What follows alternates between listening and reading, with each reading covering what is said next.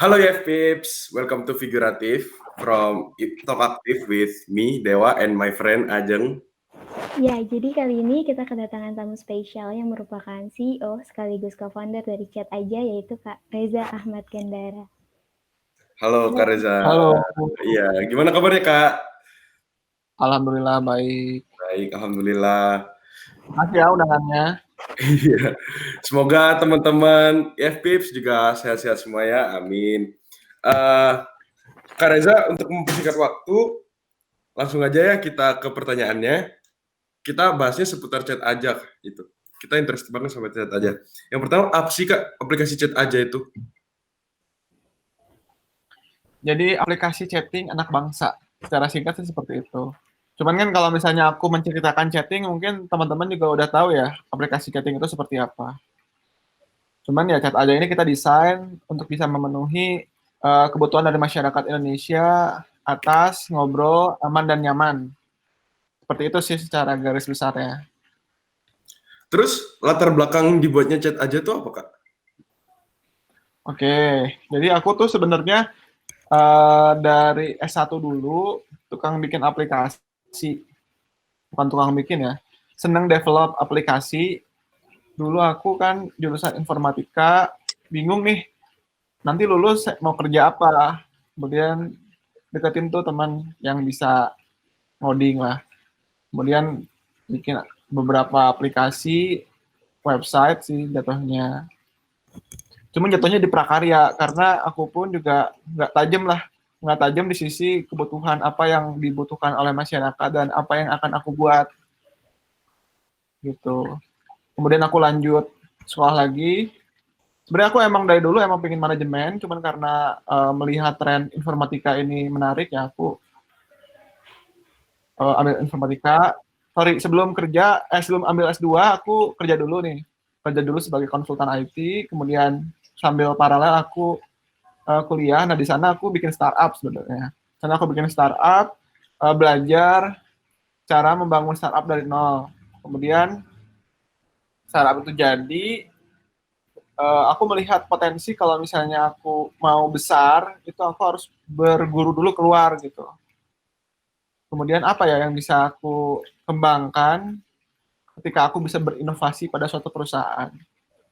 Kemudian aku di situ mulai mencari ide kira-kira apa sih aplikasi yang mungkin bisa diterima masyarakat dalam kondisi digital pada saat itu sudah jenuh dengan unicorn-unicorn yang sekarang sudah besar. Aku melihat di situ ada kesempatan jika aku bekerja sama dengan Telkom untuk bisa ngebangun aplikasi messaging, karena ya kalau misalnya aplikasi messaging ini kalau kita nggak punya backingan yang kuat atau portofolio yang sama, itu akan jadi prakarya lagi gitu. Sebenarnya itu sih.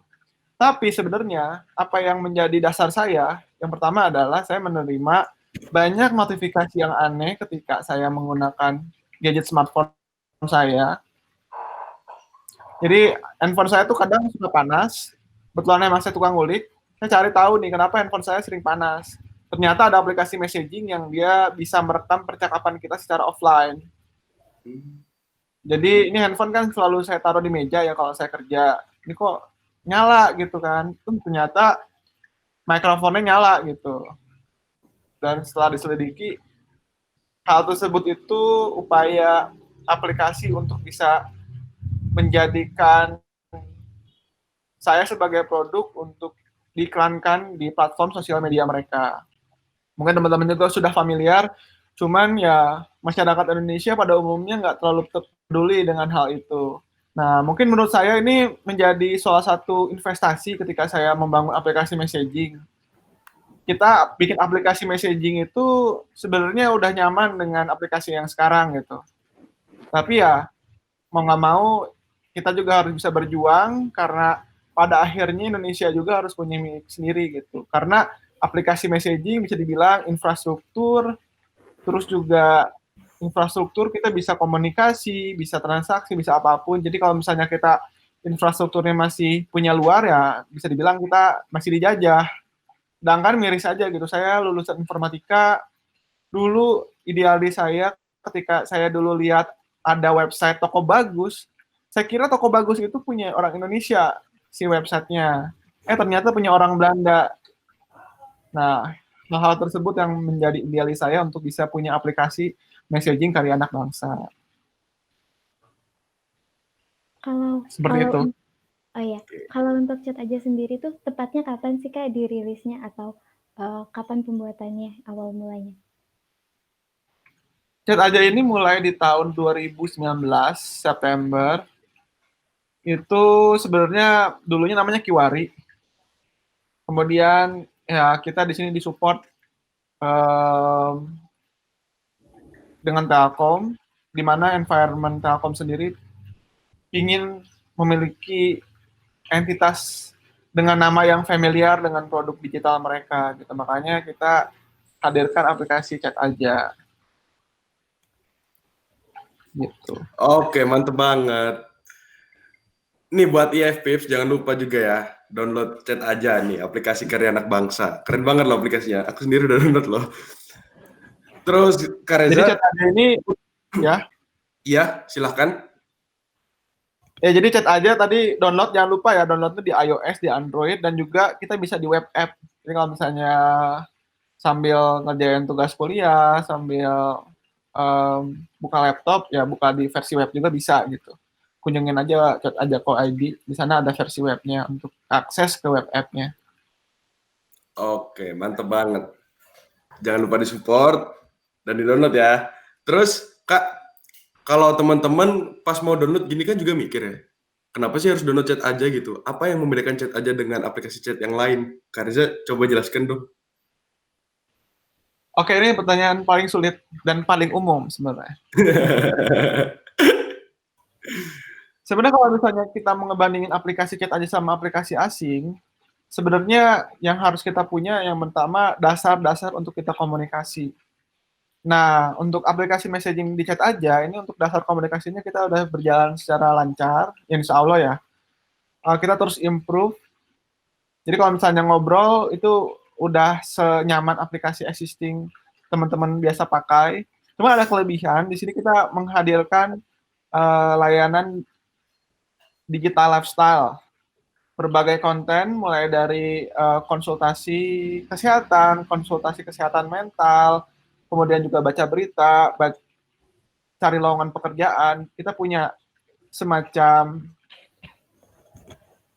fitur jelajah lah kita namakan. Jadi kalau misalnya teman-teman di sini lagi ngobrol nih, pengen tahu informasi yang lain misalnya, bisa juga ngobrol sama dokter. Kita juga di sini kerjasama sama startup namanya Dokter Sehat. Ternyata ada lagi ngobrol di grup, balik lagi ke messaging. Jadi emang kita mendesain Chat Aja ini layaknya super apps. Walaupun itu roadmap-nya masih panjang. Jadi kita kalau misalnya harus ngomong UVP-nya, kita di sini support digital lifestyle. Teman-teman bisa konsultasi kesehatan mental dengan psikolog, kemudian bisa cari berita trending hari ini melalui channel di Chat Aja, kemudian banyak konten yang teman-teman bisa temukan di bagian jelajah melalui aplikasi Chat Aja. Itu sih kalau misalnya harus cerita apa yang menjadi kelebihan gitu. Tapi ya itu, tetap aja kita harus terus improve. Jadi ya, kalau misalnya teman-teman sekarang melihat apa perbandingannya ya, kita pasti kalah ya dengan aplikasi sejenis karena mereka ini udah 10 tahun, 9 tahun gitu ngembangin aplikasi messaging, sedangkan kita baru setahun. Gitu. Oke. Terus saya lihat itu di webnya Chat Aja itu ada fitur baru namanya You Meet Me. Itu tuh sebenarnya bagian dari Chat Aja atau bagaimana, Kak? Oke, jadi kita ini mengesampingkan produk untuk memvalidasi. Jadi sebenarnya You Meet Me ini adalah bagian dari Chat Aja, cuman kita namakan You Meet Me untuk memvalidasi bahwa ketika You Meet Me ini mungkin tidak cocok dengan market, tidak memenuhi, ya masih dengan nama You Meet Me. Cuman kenapa kita pisah? Untuk memvalidasi. Jadi proses validasi ini menjadi penting, dan brand pun juga penting gitu. Jadi ketika You Meet Me ini ada, teman-teman tolong coba rasakan manfaatnya. ketika kita melihat YouMeetMe ini udah stabil dan ternyata pengembangannya juga sudah cocok untuk bisa digabungkan dengan Chat Aja, itu nanti menjadi satu entitas dengan Chat Aja. Jadi di Chat Aja juga udah bisa sekarang. Kalau teman-teman mau conference call itu di grup, itu bisa bikin conference call di mana kita menggunakan engine-nya YouMeetMe. Gitu. Dan itu bisa sampai 30 peserta up to 150. Nah, yang untuk 150 ini khusus untuk internal Chat Aja yang bisa meng-create room tersebut. Tapi untuk masyarakat umum itu baru bisa menggunakan layanan yang 30 audience. Oke, mantep banget. Tapi tadi aku menarik sama kata-katanya Kak Reza, bilang kalau Chat Aja masih kalah sama aplikasi lain yang di luar sana. Kalau aku sebagai user baru sendiri, bilangnya nggak kalah kok. Untuk segi fitur, Chat Aja sangat bersaing, sangat baik gitu loh. Tapi menurut saya, kenapa Kak Reza bilang gitu, saya bisa relate. Ya teman-teman belum mengenal aja ini Chat Aja gimana, jadi belum banyak yang pindah ke situ. Tapi kalau teman-teman bisa cobain di situ, enak banget kok. Seru banget di Chat Aja juga. Thank you, Mas. Iya. Terus setelah itu semua tentang Chat Aja, gimana nih Kak harapan Kak Reza tentang Chat Aja nanti ke depan? Oke, jadi mungkin saya sedikit klarifikasi ya. Mungkin kalah yang dimaksud ya kalah dari sisi tadi ya performance. Cuman pada intinya ya kita di sini komunikasi tim dan lingkungan masyarakat Indonesia juga sebagian sudah menggunakan Chat Aja untuk keperluan sehari-hari dan membagi waktunya di sana gitu. Mungkin kalau misalnya mereka ngobrol tentang pekerjaan di WhatsApp, dia ngobrol dengan family di Chat Aja. Karena setelah kita validasi, user-user kita tuh yang menggunakan itu memiliki dua entitas yang dipergunakan berbeda dengan aplikasi existing. Nah, untuk kita sebenarnya harapannya Chat Aja ini mendapat dukungan terus dengan masyarakat ya. Jadi kalau misalnya teman-teman di sini hanya tahu dan hanya mencoba, itu akan sulit untuk kita mendapat dukungan dari teman-teman. Caranya adalah ya teman-teman harus mencoba dan menggunakan Chat Aja at least untuk keperluan di luar aktivitas pada umumnya gitu. Misalnya aku di sini nggak berharap teman-teman semuanya itu mengalihkan ke dari Line atau WhatsApp atau Telegram ke Chat Aja semua, tapi teman-teman bisa membagi waktu di Chat Aja. Misalnya tadi urusan kerjaan ngomongnya di Telegram, urusan pacaran ngobrolnya di Chat Aja. Jadi ya ngobrolnya lebih itu berkualitas lah, karena ya nggak akan banyak terdistract kan. Kalau misalnya banyak aplikasi sebenarnya lebih nyaman. Nah, ditambah juga kan dengan teman-teman menggunakan Chat Aja itu mendukung kita dan mengapresiasi karya developer-developer Indonesia. Itu karena emang purely Chat Aja ini 100% karya anak bangsa, server Indonesia, jadi ya nggak ada yang luarnya lah. Oke, mantap banget. Oke, Mas Reza, mau tanya nih, ada nggak sih kendala dalam membuat Chat Aja ini? Oke, kendalanya sangat banyak. Jadi gini, kalau ngomongin kendala, mindset orang Indonesia tuh dalam melakukan investasi ke dunia digital itu masih ini ya, maksudnya masih berkembang ya. Jadi melihat Chat Aja seperti ini itu memang perlu ada investasi yang besar dari sisi talent, kemudian juga dari sisi infrastruktur, apalagi server kita punya sendiri. Nah, jadi tantangan yang pertama itu investasi menurut saya ya kalau misalnya membangun Chat Aja. Jadi kita pun di sini harus saling percaya antara shareholder, stakeholder, gimana Chat Aja ini masih bisa berkontribusi untuk masyarakat Indonesia. Dan yang kedua, gimana caranya tim juga bangga dengan mengembangkan aplikasi chatting Chat Aja gitu. Dengan timnya bangga, dengan itu membuat tim menjadi melakukan pengembangan tuh lebih efektif dan efisien. Nah, jadi kadang tuh tim ada juga yang mungkin kurang bersemangat atau melihat ini hanya sebagai tempat dia mencari ilmu lah gitu. Padahal sebenarnya bukan hanya mencari ilmu. Di Chat Aja itu mungkin tim masih belum sadar ketika gabung ke startup yang masih merangkak, ketika startup itu diperjuangkan bukan hanya oleh founder, tapi oleh tim atau talent atau developer, itu bisa membuat talent atau developer tersebut naik kelas lebih cepat dibanding developer yang mereka join dengan suatu startup yang sudah established. Jadi kalau misalnya aku ngomong kemana-mana, yang pertama tadi ya, tantangannya pertama challenge, yang kedua adalah talent. Talentnya ini kadang melihat si Chat Aja ini sebagai tempat untuk mencari ilmu dan untuk mencari waktu ketika dia mendapatkan pekerjaan lainnya. Jadi ya itu sebenarnya. Jadi kalau misalnya teman-teman merasakan hal yang sama ketika membangun startup, itu memang lumrah gitu.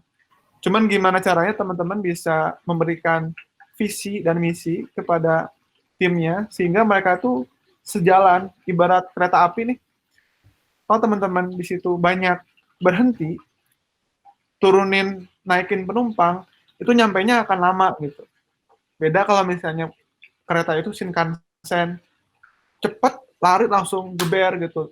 Tujuannya itu titik awal dan titik akhir nggak berhenti. Nah, jadi itu sebenarnya. The power of startup itu depends on people. Jadi tantangan paling besar selain investasi yaitu talent. Kalau dari aku pribadi. Mau produk kita sehebat apapun, tapi kalau kita nggak punya talent yang hebat untuk bisa bersemangat, atau hanya cukup dari founder yang punya semangat, itu akan sulit. Gitu. Oke, kalau aku dengar dari katanya Mas Reza tadi, aku bisa simpulin kalau Mas Reza ini orang yang ngelit ya, nge-push teman-temannya gitu ya. Iya. Iya, ceritain dong Bang, gimana masa-masa Kak Reza sebelum jadi CEO dan sesukses ini dulu di kuliah itu gimana, biar kita tuh relate, kita tuh ntar terjadi kayak gimana sih gitu. Biar bisa jadi orang. Oke, jadi sebenarnya ya, saya ini banyak merugikan orang lain karena kadang ide saya itu berani tapi tidak tereksekusi dengan baik. Tapi itu bukan salah, karena ya di sini kita belajar gitu, berani untuk belajar, meluangkan ide walaupun belum matang, kita coba eksekusi. Karena walaupun kita punya matang, tapi misalnya kalau ide kita matang tapi kita nggak eksekusi, sama aja bohong kan. Jadi sebenarnya yang pertama itu keberanian untuk mengungkapkan pendapat dan rencana. Cuman tinggal dikasih bumbu gimana rencananya itu bisa matang. Caranya gimana? Banyak belajar, banyak ikutan seminar-seminar. Kalau saya sebenarnya orang tipikal yang susah mendengar tapi senang berbicara. Jadi salahnya saya kemarin itu sulit untuk mendengar. Jadi ya saya ideal pokoknya bikin aplikasi kayak gini, yang penting bikin dulu lah. Nanti di tengah jalan kita lihat prosesnya. Ternyata hal tersebut bisa berhasil hanya karena faktor keberuntungan. Nah, cuman kan ya keberuntungan itu kan relatif sangat rendah gitu peluangnya. Jadi gimana caranya? Kiat-kiatnya tadi, teman-teman beraniin dulu nih kalau misalnya punya ide, tapi untuk eksekusi sambil paralel teman-teman belajar ke lingkungan. Cari mentor, cari seminar, ilmu di sana. Itu yang pertama.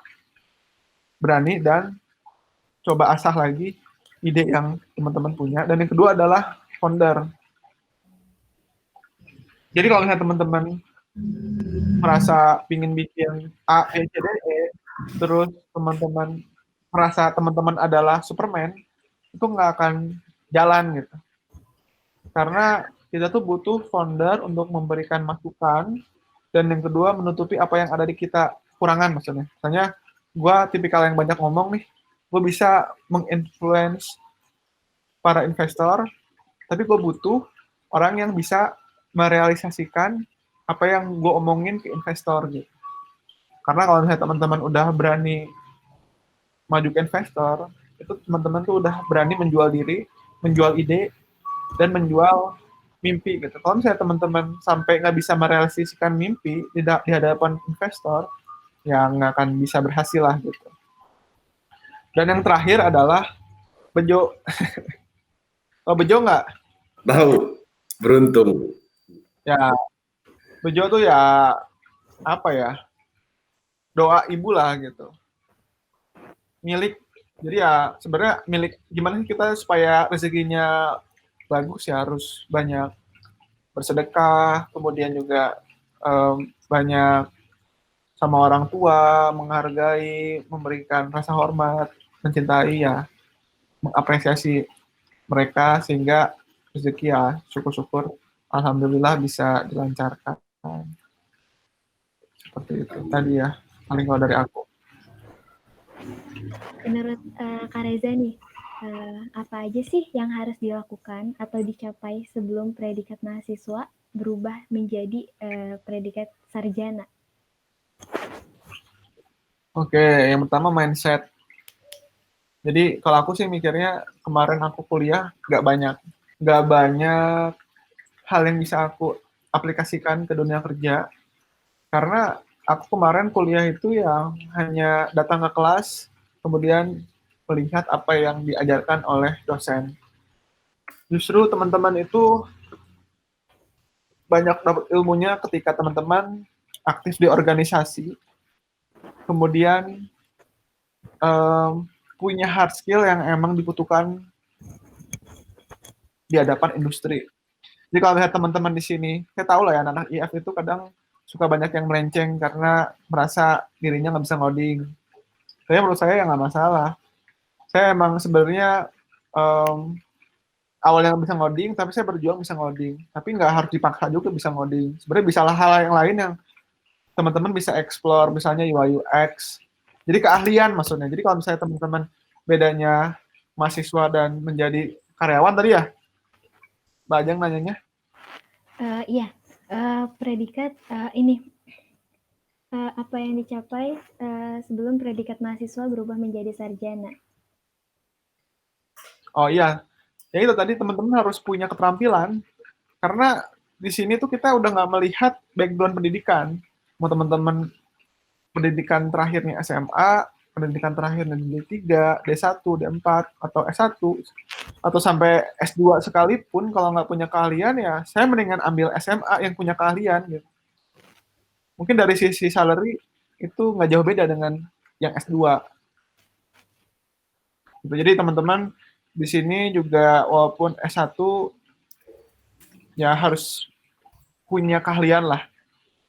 Jangan cuma mengandalkan ijazah, karena ya tadi di dunia digital ini udah nggak terlalu mikirin ijazah. Para founder, CEO, startup besar, ya mereka juga kan nggak pakai ijazah gitu bikin perusahaan sebesar itu. Yang penting keterampilan. Tapi jangan lupa juga terlupa lulus lagi karena asik kerja. Itu juga banyak yang dialami sama teman-teman saya. Oke Kak, kalau biasanya teman-teman tuh menurut saya masih pada bingung gitu loh. Ini mau kuliah sambil kerja, apa lulus kuliah dulu baru kerja? Pilihan yang terbaik tuh yang mana gitu kalau menurut Kak Reza? Kalau aku sih sebenarnya balikin lagi ke mahasiswanya. Jadi kalau misalnya dia udah punya keterampilan untuk bekerja, jangan lupa lulus kuliah, gitu aja sebenarnya. Jadi kalau misalnya udah punya keterampilan untuk bekerja, jangan lupa lulus kuliah, pokoknya lulus aja dulu, ngapain gitu. Teman-teman udah lama-lama kuliah 3 tahun, misalnya di tahun ketiga, tiba-tiba udah nyaman, karena pas KP atau magang, perusahaannya minta dilanjut. Ya udah lanjut mah lanjut aja, tapi harus lulus kuliah gitu. Itu penting, karena ya kalau misalnya teman-teman hanya mengandalkan keterampilan yang tadi saya bilang, oke lah gitu, untuk di industri gampang cari kerja, cuman kan untuk jangka panjangnya, kasihan aja gitu. Untuk mendapatkan gelar sarjana ya sayang aja kalau misalnya nggak sampai diselesaikan. Oke, Kak Reza, terima kasih banyak atas penjelasannya. Kalau untuk sesi tanya jawab dari tim kita sendiri sudah selesai. Namun ada nih teman-teman dari IF juga yang nitip pertanyaan ke Kak Reza. Sob, Ajeng tolong baca Ajeng. Ini ada pertanyaan dari Musyafa Arif. Bagaimana strategi untuk bersaing dengan aplikasi instant messenger lainnya buatan luar?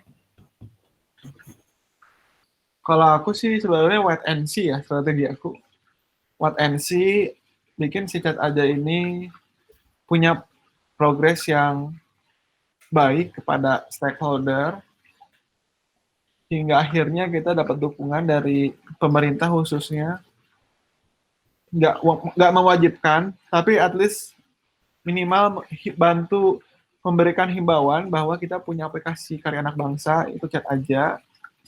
Karena menurut saya, ketika Chat Aja ini produknya udah stabil, walaupun sekarang udah stabil, dan fiturnya sudah kaya dengan apa yang sudah ada dengan aplikasi lainnya, itu akan dengan mudah masyarakat juga untuk beralih ke Chat Aja. Karena ya sekarang juga kita user banyak sekali yang antusias gitu, mendukung kita, cuman ya memenuhi ekspektasi dari mereka nih yang sulit. Jadi kalau strategi ya kita wait and see sih. Kita terus improve, keep improve, ya butuh support juga sih. Gimana caranya support ini nggak hanya dari stakeholder atau shareholder, tapi dari masyarakat Indonesia. Gitu paling jawabannya. Baik. EF Pips, itu that's all ya, that's wrap dari Chat Aja. Semuanya sepertinya sudah kami tanyakan. Untuk Mas Reza sendiri, boleh dong dikasih pesan-pesan terakhir buat anak-anak di IF, khususnya kan Mas Reza juga ini alumni IF ya. Di semester kita yang ini udah mendekati akhir-akhir, sok tolong kasih pesan-pesan, Bang. Oke, kalau misalnya pesannya ini untuk khusus teman-teman IF, kalau aku sih tetap semangat aja dalam situasi pandemik saat ini. Memang sulit di saat kita ingin bergembira bersama rekan-rekan kuliah, apalagi tingkat akhir, akan susah gitu untuk bisa bertemu secara langsung. Buat saya ya ini harus menjadi salah satu peluang untuk teman-teman bisa mendapatkan kesibukan dalam mengasah keahlian. Jadi kalau aku mengkhususkan ini buat teman-teman IF, tolong teman-teman bisa ambil course online. Justru menurut saya ini kesempatan untuk mendapatkan waktu teman-teman belajar dan mengasah hard skill khususnya. Misalnya gue nih mau lulus, tapi gue nggak tahu mau jadi apa gitu. Banyak aja kan yang udah lulus atau mau lulus karena cuman pinter di akademik, tapi nggak bisa punya skill apa-apa ya. Justru di kondisi saat ini, untuk bisa teman-teman belajar ya sangat besar peluangnya. Misalnya ambil course online Udemy, kemudian Coursera, kemudian kalau misalnya mau ambil UI UX, ambil IDF, Interaction Design Foundation, karena bagus tuh. Banyak lah course online. Jadi ya manfaatkanlah waktu semaksimal mungkin di saat teman-teman punya waktu saat inilah gitu. Karena ya kesempatan seperti ini langka menurut saya. Saya pun juga di sini, ketika saya punya waktu kosong, saya isi dengan belajar dan terus belajar. Gitu. Jadi ya stay strong and keep believe in your dreams. Kalau dari aku. Oke, mantep banget dari Kak Reza. Jadi FPIPS, jangan salahkan keadaan, pinter-pinter cari kesempatan dalam suatu keadaan tersebut ya. Oke, Kak Reza, itu dari kami, saya Dewa, dan teman saya Ajeng. Oke, terima kasih banyak. Meluangkan waktunya untuk berbincang bersama kami. Ya. Oke. Semoga aplikasi Chat Aja berkembang terus, dan insya Allah kami anak IF juga pasti bakal mendukung penuh aplikasi tersebut. Terima kasih atas waktunya Kak Reza. Ya? Oke, siap dong, siap. Iya. Oke, Kak. Oke. Ya sudah Kak, kami akhiri. Ya, Pips. That's Brad from Figuratif dari Talk Aktif. Saya Dewa, teman saya Ajeng, dan narasumber kita CEO paling mantap, CEO dari Chat Aja, mengucapkan pamit. Wassalamualaikum warahmatullahi wabarakatuh.